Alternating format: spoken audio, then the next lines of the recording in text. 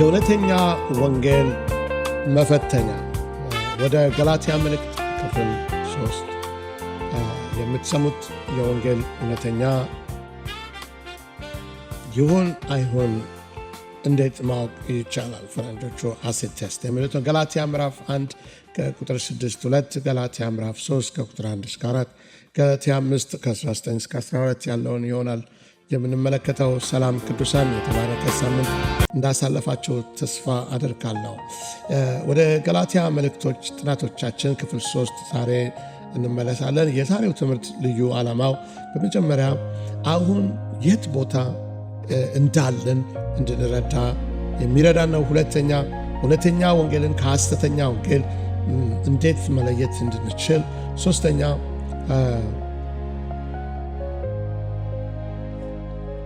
ሁሉ በወንጌል ያለውን ሁሉ ጥቅም መቀበል የምንችልበትን ነገር ያሳየናል ብዬ አምናለሁ። ምክንያቱም ወንጌል ብሎ የሚጠራ ሁሉ ወንጌል አይደለም። ክርስቲያን ብሎ ራሱን የሰየመ ሁሉ ክርስቲያን ላይሆን ይችላል እና ምንድነው የሚለውን ነገር ቴስት የምናደርግበት ፈትነን የምናጠራበት ነገርን ነው የምንመለከተው። የንባብ ክፍላችን የሚሆነው ገላትያ መጽሐፍ ቁጥር 6 እና ቁጥር 7 ምዕራፍ 1 ያለውን አነባለሁ። በክርስቶስ ጸጋ እናንተን ከጠራችሁ ከእርሱ ወደ ልዩ ወንጌል እንዲፈጥናችሁ እንዴት እንዳለፋችሁ እደነቃለሁ። እርሱ ግን ሌላ ወንጌል አይደለም። የሚያናውጧችሁ የክርስቶስን ወንጌል ሊያጣምሙ የሚወዱ አንዳንዶች አሉ እንጂ ይለናል። እዚህ ጋር ጳውሎስ የገላትያን ቤተክርስቲያን ከተሰጣቸው ከክርስቶስ ጸጋ ወደ ሌላ ወንጌል ቶሎ ዞር ማለታቸው አስገርሞታል። ሌላ ወንጌልም ሌላ አይደለም ማለት just a different gospel፣ የተጣመመ ወንጌል ነው፣ እውነተኛ ወንጌል አይደለም፣ ልዩ ወይም ጠማማ የሆነ ወንጌል ነው ብሎ ይነግራቸዋል። ጳውሎስ የለውጣቸውን እጅግ በቃ ለማመን የተደነቀበት እንዲሆናል ብሎ የመንፈስ ቅዱስን ነገር የተለማመዱ የጸጋን ስጦታ የተቀበሉ ሰዎች፣ እንደዚህ ጠልቀው ያወቁ ሰዎች ዞር ብለው ወደ ሌላ እንግዳ ወደሆነ ወንጌል ይገባሉ ብሎ በጣም ሾክ ያደረገው እንደነበር እናያለን። ዛሬ እውነተኛ የሆነውን ወንጌል ወይም ደግሞ ስህተት የሆነውን ወንጌል የምንለይበት ምን ማለት ነው? እየሄድን ይሄ ወንጌል ልክ ነው አይደለም እያለ እያንዳንዱ እንድናጣራ ሳይሆን የቆምንበትን ራሳችንን ጠይቀን እንድንመረምር የሚያስችለንን ማለት ነው። የመጀመሪያው ወንጌሉ ወይም ትምህርቱ ጸጋን ያጎላ ነው ወይ?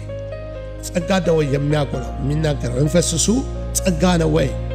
ለዚህ ነው በጸጋ ከዳናችሁበት አላቸው፣ ከክርስቶስ ወንጌል ፈጥናችሁ ዞር አላችሁ። በክርስቶስ ጸጋ እናንተን ከጠራችሁ ይላል። ከጸጋው ነው ዞር ያሉት እና ጸጋን የሚያጎላ ነው ወይ ትምህርቱ? ኤፌሶን ምዕራፍ 2 ላይ ሲናገር ከቁጥር 8-9 ጸጋው በእምነት አድኗችኋልና ይህም የእግዚአብሔር ስጦታ ነው እንጂ ከእናንተ አይደለም፣ ማንም እንዳይመካ ከሥራ አይደለምና። ጳውሎስ ጸጋን የሚያጎላ ሰባኪ ነበረ። የእሱ ወንጌል የሚናገረው ጸጋን።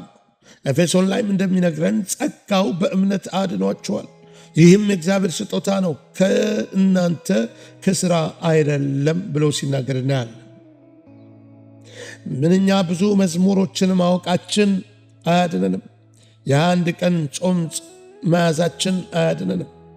ረጅም ጊዜ ስለ ጸለይን አንድንም።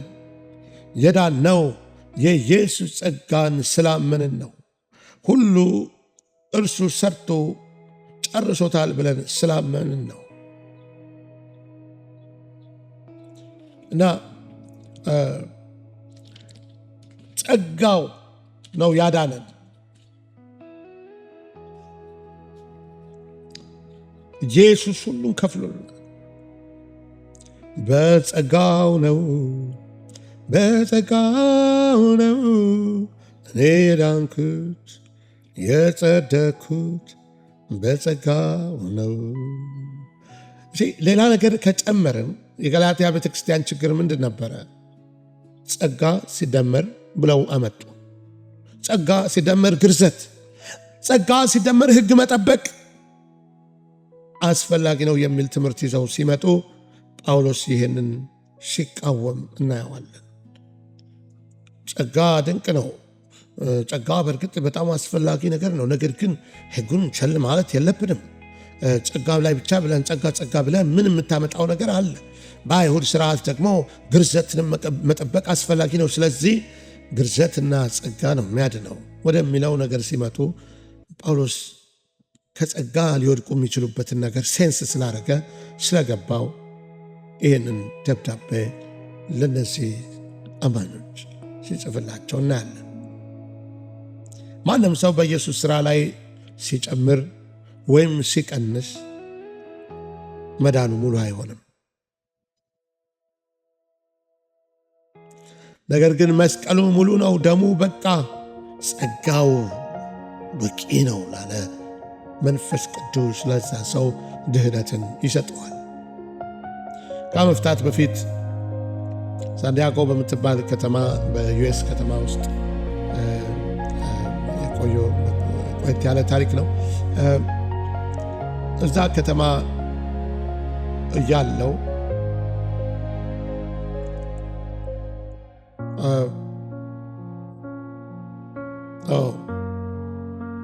ወዝናት ሳንዲያጎ ይቅርታ፣ ሳንዲያጎ ከተማ መስሎኝ ነበር። እንዲያውም በሌላ ስብከቴ ላይ ሳንዲያጎ ከተማ ብዬ ነው የሰበኩት። ነገር ግን በካንሳስ ከተማ ነበረ እና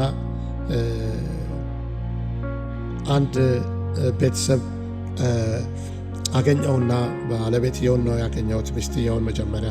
በኋላ ከተዋወቅም በኋላ ባላቸውን አስተዋውቆኝ ቤታቸው ጋበዙ እና በተለይ መጽሐፍ ቅዱስ እንደማስተምር ሲያውቁ በጣም በእኔ ላይ ትኩረት ጥለው ቤታቸውን ራት ጋብዘውን ሄድኩ እና ቁጭ ብለን ስንጫወት ከቆየም በኋላ ስለ እምነታቸው ሲናገሩ የሁሉንም ሃይማኖት ቤተክርስቲያን እንደሚቀበሉና እንዲያውም በእነሱ ሚቲንግ ላይ ከተለያዩ የእምነት ተቋማት ወክለው የተለያዩ ፓስተሮች እንደሚሳተፉም ነግረውኝ የዛን ጊዜ በኮቪድ ጊዜ ነበርና በዙም ሚቲንጋቸው ላይ እንድገኝም ጋብዘውኝ ነበረ። ነገር ግን ሲወጣ የእነሱ የሃይማኖት መሪ የጻፈውን መጽሐፍ ሰጥተውኝ ስለነበረ ወደ ቤት ይዤ መጥተውና ከዛ መጽሐፉን ማንበብ ጀመርኩ። መጽሐፉን ሳነብ በጣም የሚያስገርም ነገር ነው ያገኘሁት። የመጀመሪያው ኢየሱስ ለኃጢአታችን አልከፈለም፣ የኢየሱስ ደም ኃጢአትን አያነጻም የሚል አነበው። ደነገጥኩ።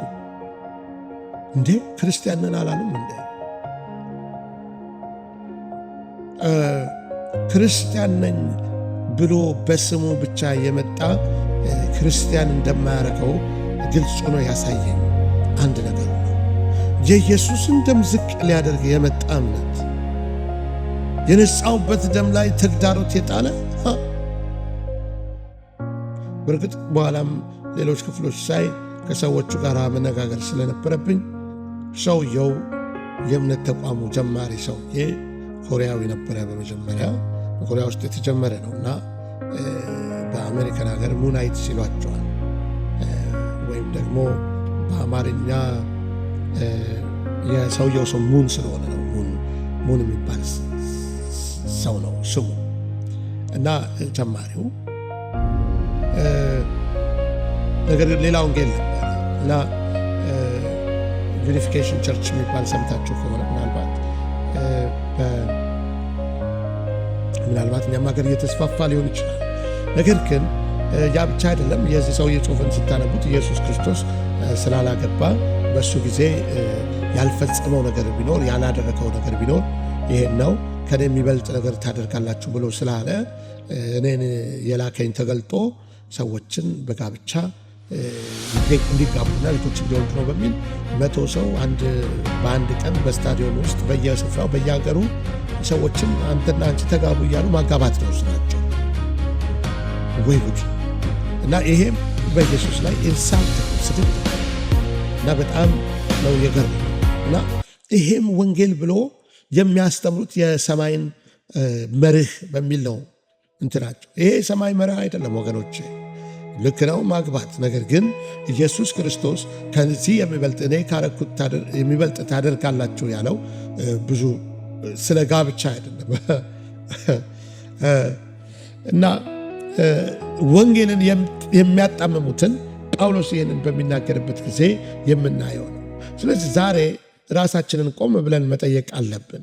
ረጅም ጊዜ የፈጀ ብዙ ዘመን የተቆጠረ የእምነት ተቋም ውስጥ እንኳን ሆነን ቢሆን እየሰማሁት ያለው ነገር ጸጋ ሲደመር ነው፣ ጸጋ ሲቀነስ ነው ወይ ጸጋ ላይ ብቻ የቆመ ነው የሚለውን ትምህርት ራሳችንን ፈትነን መጠየቅ አለብን።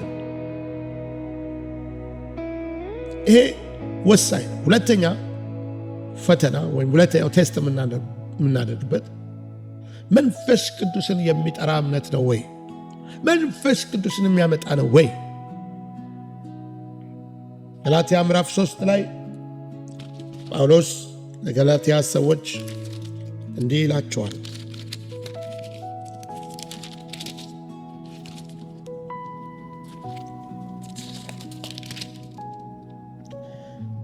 የማታስተውሉ የገላትያ ሰዎች ሆይ በዓይናችሁ ፊት ኢየሱስ ክርስቶስ እንደተሰቀለ ሆኖ ተስሎ ነበረ። ለእውነት እንዳትታዘዙ አዚም ያደረገባችሁ ማን ነው? ይህም ብቻ ከእናንተ እንድማር እወዳለሁ። በሕግ ሥራ ወይም በእምነት ከእምነት ጋር በሆነ መስማት መንፈስን ተቀበላችሁን? እንዲህን የማታስተውሉ ናችሁ? በመንፈስ ጀምራችሁ አሁን በሥጋ ትፈጽማላችሁን ብሎ ይነግራችኋል። ሞኝ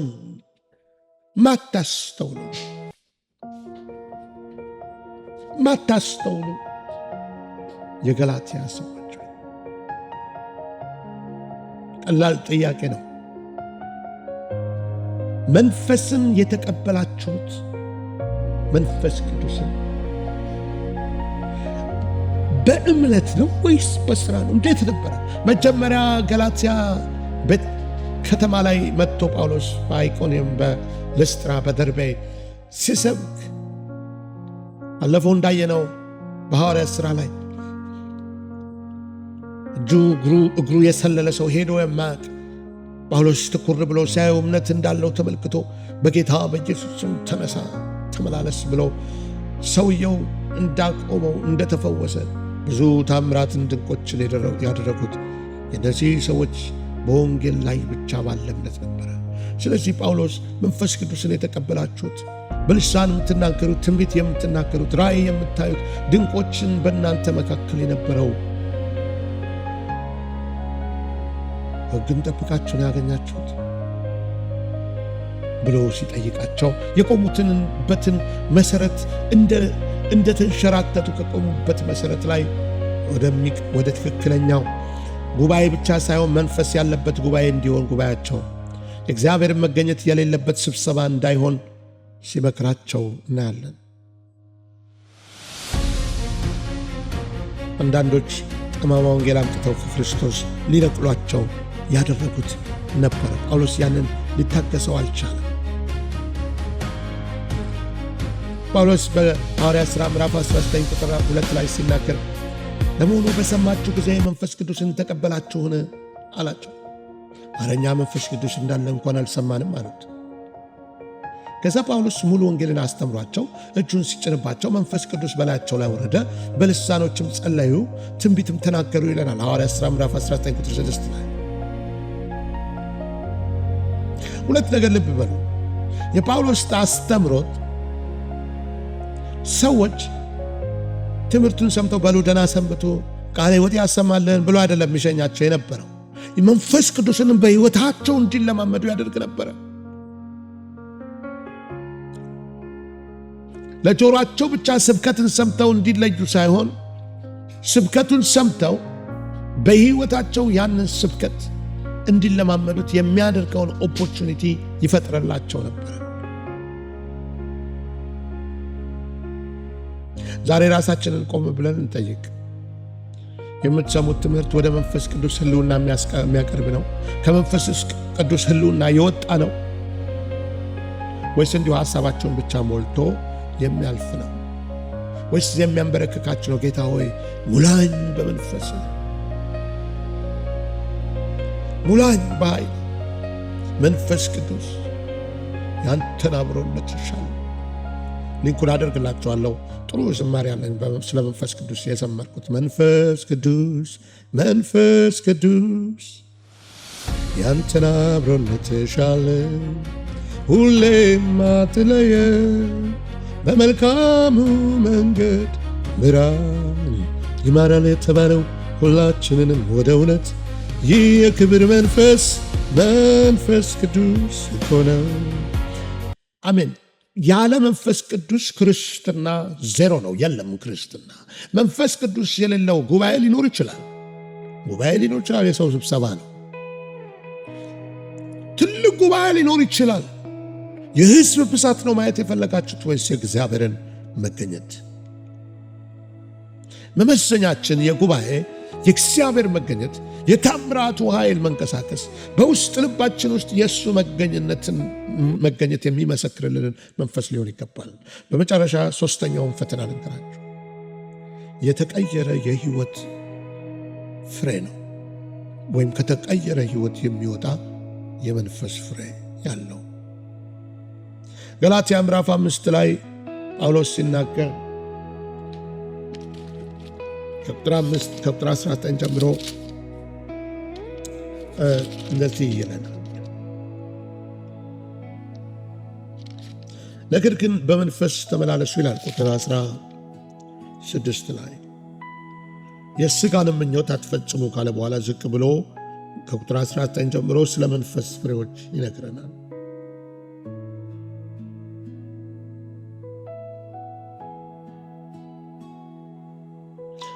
ቁጥር 22 ጀምሮ የመንፈስ ፍሬ ግን ፍቅር፣ ደስታ፣ ሰላም፣ ትዕግስት፣ ራስን መግዛት ነው። እንደነዚህ ያሉትን የሚከለክል ሕግ የለም ይላል። የሥጋ ሥራ ደግሞ የሚለው አለ። መንፈስ ፍሬ ያለው፣ ሥጋ ግን ሥራ ነው ያለው፣ ፍሬም የለው። በመንፈስ ብትመሩ ግን ከሕግ በታች አይደላችሁም። የሥጋ ሥራም የተገለጠ ነው። እርሱም ዝሙት፣ ርኩሰት፣ መዳራት፣ ጣዖትን ማምለክ፣ ሟርት፣ ጥል፣ ክርክር፣ ቅናት፣ ቁጣ፣ አድመኝነት፣ መለያየት፣ መናፍቅነት፣ ምቀኝነት፣ መግደል፣ ስካር፣ ዘፋኝነት ይህንን የሚመስል ነው ይላል። በእርግጥ እያንዳንዱን ነጥለን የምንመለከተው ሊሆን ይገባል ይበልጥ እንድንረዳው ይሄንን ክፍል። ነገር ግን ምንድን ነው የመንፈስ ፍሬ የሚታይበት ህይወት ነው። እውነተኛ ወንጌል ማዳን ብቻ ሳይሆን ይቀርጻቸዋል። ሃይማኖት ብቻ ሆኖ አይቀርም። የባህሪ ለውጥ በእኛ ህይወት ላይ እንዲከሰት ያደርጋል። ስለዚህ ጥንቃቄ ልንሰጥ የሚገባው ነገር ሁሉም ሰው ፍጹም፣ ማንም ፍጹም የሆነ ሰው የለም። ምን ማለት ነው ግን? የሚታይ የህይወት ለውጥ ሊኖርን ይገባል። የፍቅር ህይወት፣ የሰላም ህይወት፣ የደስታ ህይወት፣ የደግነት ህይወት፣ በኃጢአት የሚጸጸት ህይወት፣ ከኃጢአት የሚሸሽ ህይወት።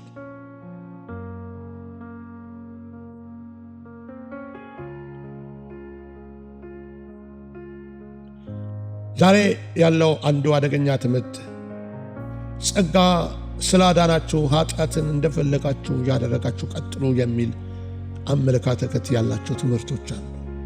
ለዚህ ነው ሮሜ 6 ላይ ጳውሎስ ሲናገር ይሄንን ተቃውሞ ይነግረናል። ስለዚህ ምን እንላለን? ጸጋ እንዲበዛ በኃጢአት እንቀጥል ወይ?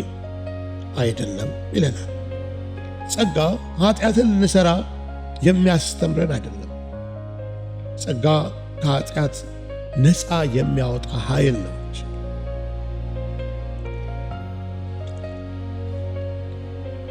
ስለዚህ ቅዱሳን ይሄንን ሐሳቤን ወደ መቋጨት እየመጣው ነው። የመጠቅለያ ሐሳቤን ልናገር። ዋናው የዚህ ትምህርት ዓላማው እናንተን ከአንዳንዱን የእምነት ተቋማት እየሄዳችሁ እንድትፈትሹ ለማድረግ አይደለም። ዋናው የምትሰሙትን ወደ እናንተ የሚቀርበውን ነገር ለይታችሁ እንድታዩበት ለማድረግ ነው። ጳውሎስ ይህንን ሲጽፍ የውስጡ ምኞት ሰዎችን ክሪቲካል ማድረግ አልነበረም። ስለ እነዚህም ሰዎች በጣም የሚቃትት ነበረ። ገላትያ ምዕራፍ 4 ቁጥር 19 ላይ ሲናገር ልጆች ሆይ ክርስቶስ በእናንተ እስኪሳል ድረስ ምጥ ይዞኛል ብሎ ሲናገር እናያለን። በቃ ስለ እነሱ የሚቃትት የሚጸልይ በእንባ ምጥ ያለው ሰው ጭንቀቱ እንደነበረ፣ ፍቅር እንዳለው፣ ከፍቅር የመነጨ ጽሑፍ እንደሆነ ልንረዳ ይገባናል። ያ የእውነተኛ አገልጋይ ልብ ነው። መልእክት ብቻ ሳይሆን ኢየሱስ የሰዎችን ሕይወት ሲቀርጽ ማየት ይፈልግ ነበር። ዛሬ 3 ጥያቄዎችን ልንጠይቅ ይገባናል። በጌታ ፊት ቁጭ ብለን ራሳችን የምንጠይቃቸው ጥያቄዎች አሉ። የመጀመሪያው ጸጋ የሁሉ መሰረት ነው ወይስ ጸጋ ሲደመር ሌላ አለኝ? ወይስ በክርስቶስ ብቻ አርፌያለሁ? ሁለተኛ መንፈስ ቅዱስ አሁን በሕይወቴ እየሰራ ነው ወይስ ጽንሰ ሐሳብ ብቻ ነው? መንፈስ ቅዱስ በጽንሰ ሐሳብ ደረጃ ማቀው ዕውቀት ነው ወይስ ህልውናው ይሰማኛል? ሶስተኛ የመንፈስ ፍሬ በሕይወቴ ይታያል ወይ? ክርስቶስን በማግኘቴ የባህሪ ለውጥ እየመጣ ነው ወይ? እነዚህን ልንጠይቃቸው የሚገባ ጥያቄዎች ናቸው። ራሳችንን እንኳን ሳይሆን ወደ ክርስቶስ እንድንመለስ ሕይወታችንን እንደገና ለሱ እንድንሰጥ ዴዲኬት እንድናደርግ ነው። ምናልባት ክርስቶስንም ካላወቅን ይህንን ጊዜ ወስደን ክርስቶስን የሕይወታችን ጌታና አዳኝ አድርገን እንድንቀበለው ግብዣዬ ነው። ጌታ ኢየሱስ ብላችሁ ጸልዩ። በዚህ ሰዓት ይሰማል ና ወደ ሕይወቴ ግባ፣ ኃጢአቴንም ሁሉ ባፈሰስከው ደም እንድታጥብልኝ ይጠይቃል። የሕይወቴ ጌታና ተጠቃሚ ጌታ፣ በጸጋ ላይ የጨመርኩትን ከጸጋም የቀነስኩትን ኃጢአት ሁሉ ይቅር በለኝ። አንተ ብቻ አዳን እንደሆን መዳንም በጸጋህ ብቻ እንደሆን እቀበላለሁ። ወደ ሕይወቴ ስለመጣ ለሕይወቴም አዲስ ጅማሬ ስለሰጠ አመሰግናለሁ። አሜን። ይህንን ጸሎት ጸልያችሁ ከሆነ ክርስቶስ ሕይወታችሁን መልሳችሁም ለሱ መስጠት ከሆነ ምናልባት ባካርጋችሁ በጸጋ ላይ ጨምራችሁትን ነገር ትዝ ብሏችሁ ወደ ጸጋም ተመልሳችሁ ከሆነ ዛሬ በእናንተ ሕይወት አዲስ ነገር እንደሆነ አምናለሁ። እግዚአብሔር ሆይ ይህንን ቃልህን የሰሙትን ሁሉ ባረክ። በሕመም ያሉትን እህቶችን ወንድሞችን እንድትፈውስ የበሽታ ሁሉ ከላያቸው ላይ በእርሱ ቁስል ተፈወሳቸው ተብሎ እንደተጻፈ በጌታ በኢየሱስ ስም በሽታ ሁሉ ከእነርሱ ላይ የተነሳ ይሆን ዘንድ ጸልያለሁ። አቤቱ ጌታ ሆይ ይህ ደግሞ ቀን ለእያንዳንዱ የበረከት ሳምንት እንዲሆን፣ ይህ ቀንም የበረከት ቀን እንዲሆን ጸልያለሁ።